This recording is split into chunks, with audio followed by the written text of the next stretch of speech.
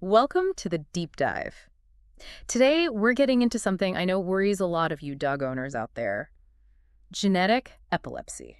Yeah, it's a common concern. We've got a really solid veterinary reference here, and our plan is to, pull out the key stuff and know. Make it understandable, because medical info can be, well, overwhelming sometimes. Exactly. We want you to get the important bits without drowning in technical jargon. Right.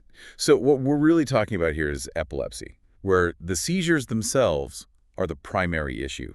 There's no obvious brain injury, no lesion, nothing like that causing them. Okay. It tends to crop up in a specific age window, and crucially, it seems to run in certain breed families. You might have heard it called idiopathic epilepsy before. I have, yeah. Well, the thinking is shifting more towards calling it genetic epilepsy now because a genetic link is strongly suspected. Makes sense.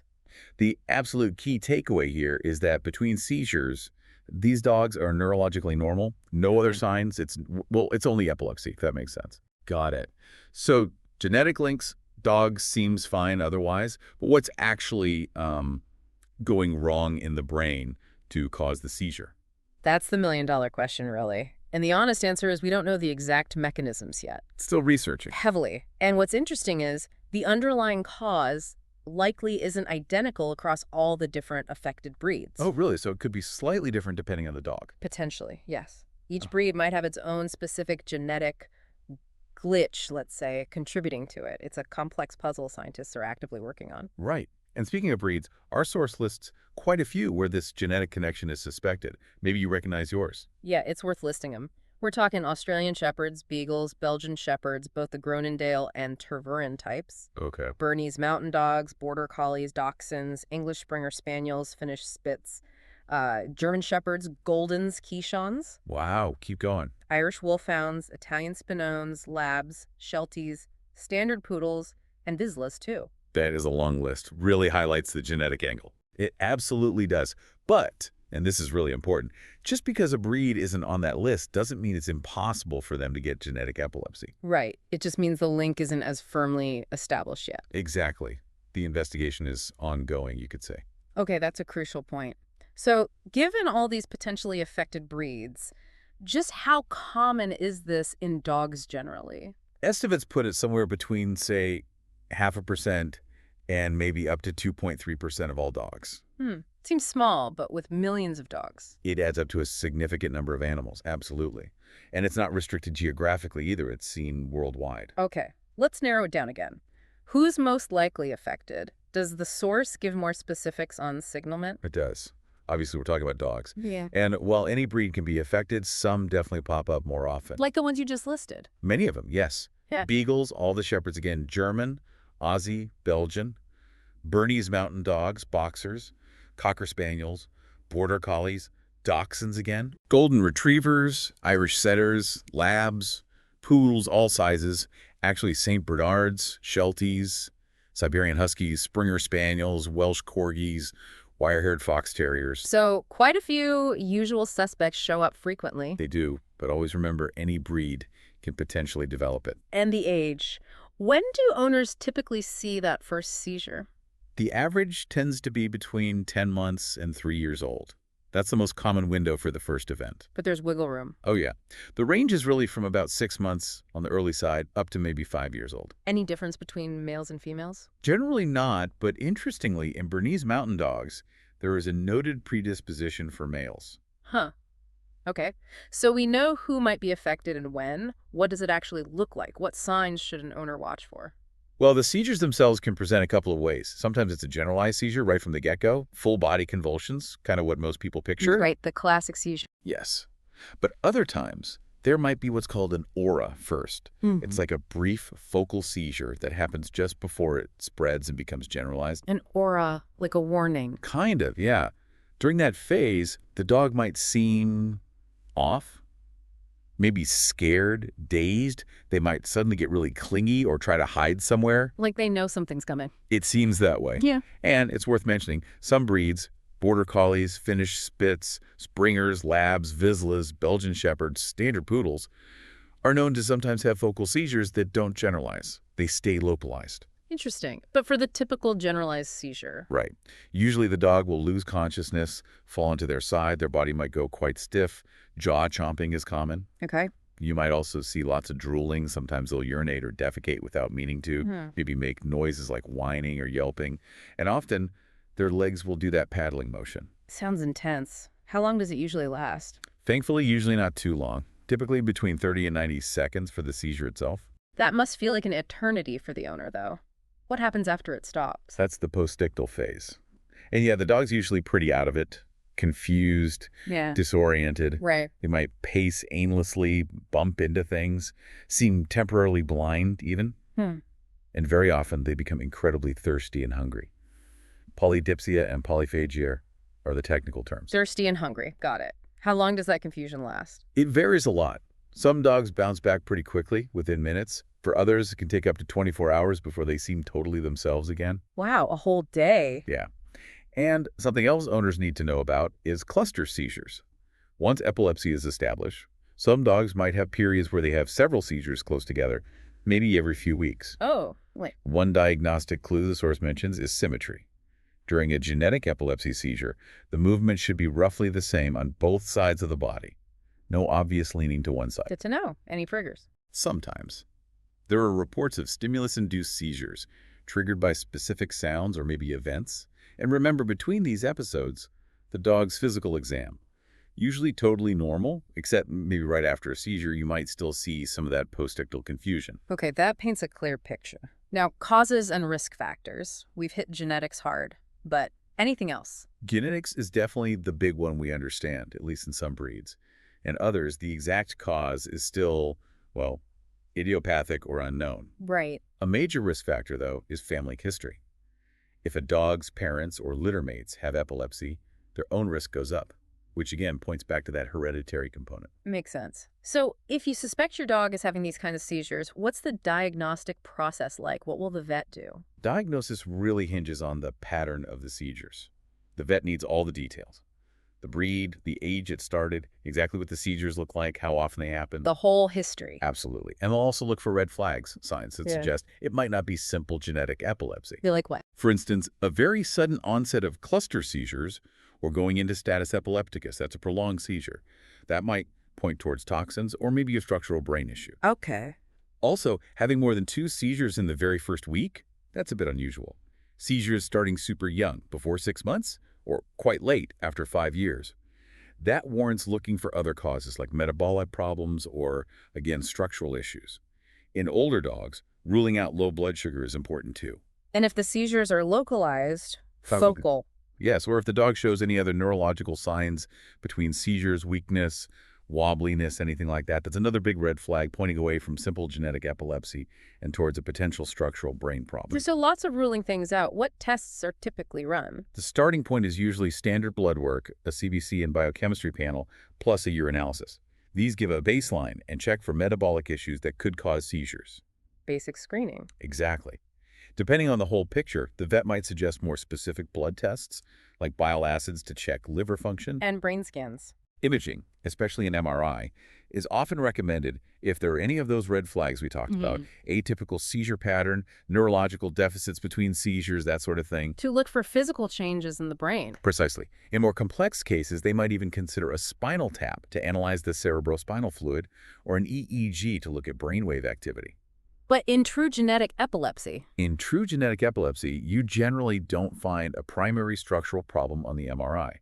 The brain looks normal initially, although it's worth noting that chronic severe seizures can eventually cause some secondary damage over time. Okay, understood. So diagnosis is often about careful history and ruling out other causes. Let's talk treatment. What do owners need to know? Right, management. How it's handled depends on seizure frequency and severity. A dog with just occasional oscillated seizures, usually managed at home, outpatient basis. Makes sense. But cluster seizures or status epilepticus, those are emergencies, absolutely require hospitalization, intensive care, constant monitoring. They can be life-threatening. Definitely. What about long-term management at home? Diet. Good question. Some of the common drugs like phenobarbital, PB, and potassium bromide, KBR, can increase appetite and lead to weight gain. So weight management is often important. Keep them trim. Yes. And specifically for dogs on potassium bromide, Keeping their dietary salt intake consistent is really crucial. Big swings in salt can mess with the bromide levels in their blood. Interesting. Any special diets that help the seizures themselves? People ask about things like high-fat, low-carb diets, similar to ketogenic diets in humans. But the evidence in dogs, according to our source, hasn't really shown significant improvement for this type of epilepsy. Okay. What about educating the owner? What do they need to track? Client education is huge. Keeping a detailed seizure calendar is vital: date, time, how long it lasted, what it looked like. So you can track patterns. Exactly. Owners also need to understand that treatment is almost always lifelong. And critically, you cannot just stop the medication suddenly. That's very dangerous, can trigger severe seizures. Right. Consistency is key. When do vets usually decide to start medication? It varies, but a common trigger is after the dog has had a second generalized seizure, especially if they're young, like under 2, or if the time between seizures starts getting noticeably shorter. And what's the goal? Cure. Unfortunately, a cure isn't realistic. The goal is control, reducing the frequency, the severity, and the length of the seizures. Perfect control is rare, and sometimes dogs can even become a bit resistant to meds over time. Owners need realistic expectations. Okay. So what are the main first choice drugs? Phenobarbital, or PB, is a classic, Mm. often considered one of the most effective, kind of the traditional first-line drug for dogs. How's it given? Orally, usually twice a day. It takes about 2 weeks, maybe a bit less, for the levels in the blood to stabilize. Interestingly, levels might drop slightly in the first few months as the liver gets better at breaking it down. Need to monitor levels then. Absolutely. The target therapeutic range is pretty well established. Sometimes, if you need faster control, a higher loading dose can be given for a couple of days. Okay, so PB is one. What else is used first line? Zonisamide is another option. It's sometimes chosen if seizures are less frequent, maybe less than once a week, Dosage. usually twice a day. It reaches stable levels faster than PB in about 4 days. Any others? Levetiracetam, often known as Keppra. This is also considered first line, especially if the seizures seem to start focally or if they're infrequent. How often is that given? It needs to be given more often, typically 3 times a day, because it's cleared from the body quicker. But a big plus is that it's considered very safe, doesn't rely heavily on the liver, and reaches steady state in about 3 days. Okay, good safety profile. One more. Potassium bromide, KBR. Another traditional first-line drug, often used alongside phenobarbital, but sometimes on its own. How does that one work? It's usually given once or twice a day, Oh. but it has a very long half-life. We're talking weeks. So it takes a long time, like 3 or 4 months, to reach stable levels. Wow, months. Yeah. And absorption can vary. Plus, as we said, diet salt affects it. Yeah. So monitoring levels is key. There's a target range. You can give a loading dose to get levels up faster, but it often causes significant side effects like vomiting and sedation. And you need to be careful with dosage if the dog has kidney issues. Lots of factors for the vet to juggle. What about stopping active clusters or status epilepticus at home? That's where diazepam, like Valium, comes in. The injectable form can be given rectally at home using a special cannula. Rectally. Yes, it absorbs well that way. There's a specific dosing protocol, usually allowing up to 3 doses within about 40 minutes. Giving it early might stop a cluster from escalating. Good emergency tool for owners to have. Any drug interactions to worry about? Definitely. Some drugs can affect how PB is metabolized, leading to levels getting too high. And PD itself can make other drugs, including zonisamide and levetiracetam, less effective sometimes. They can also mess with thyroid hormone tests. So always tell the vet everything the dog is taking. Absolutely crucial. Always check for interactions with long-term meds.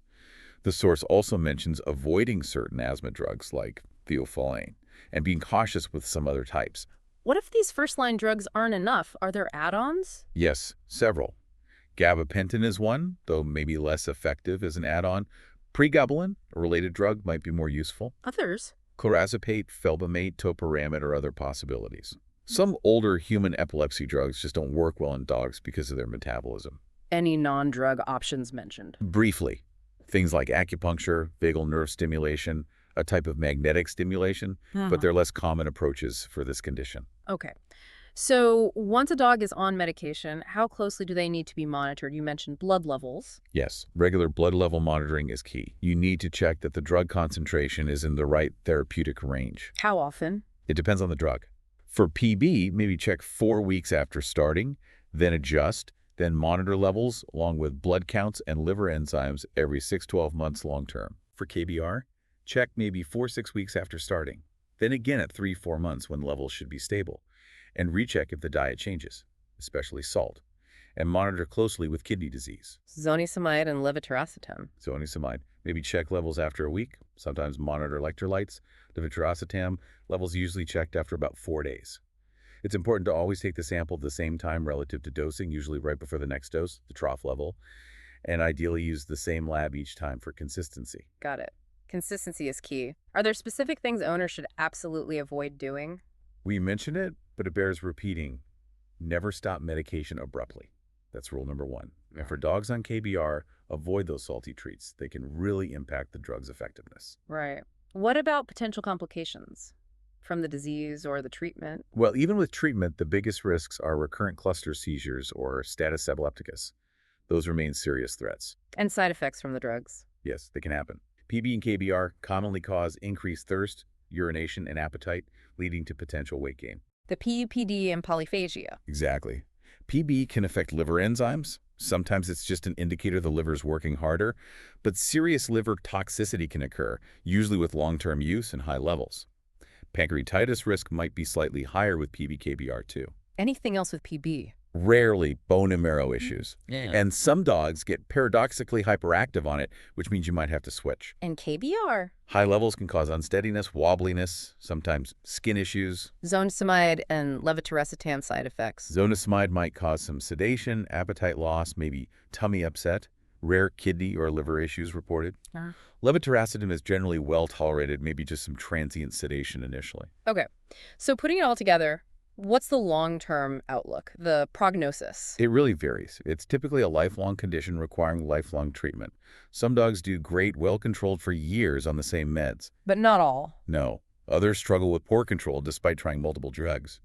The risk of status epilepticus is always there, and sadly, it can be fatal. Starting treatment early doesn't necessarily prevent it either. Does it shorten their lifespan? Many dogs with well-managed epilepsy live a normal lifespan.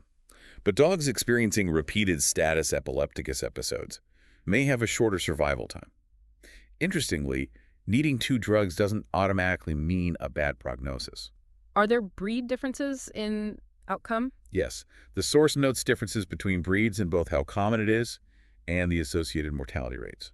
So what does the overall prognosis depend on? It's a combination, really. The vet's expertise, how well the chosen treatment actually works for that individual dog, and, crucially, the owner's commitment to consistent management, monitoring, and medication. That makes sense. It's a partnership. So wrapping up this deep dive on genetic epilepsy, it's complex, often inherited in certain breeds, involves seizures without another underlying brain issue. Right. Diagnosis relies heavily on the seizure pattern and ruling other things out. And while there's no cure, medications can manage it, often for life. Working closely with your vet is just paramount. Couldn't agree more. And, thinking about that strong genetic link in some breeds, it does raise wider questions, doesn't it? It does. Something for you, the listener, to maybe ponder. What are the ethical considerations around breeding practices when we know a condition like this has a hereditary component in certain lines? Yeah, definitely food for thought. Something to perhaps research further or discuss with veterinary professionals. Thanks for joining us for this deep dive.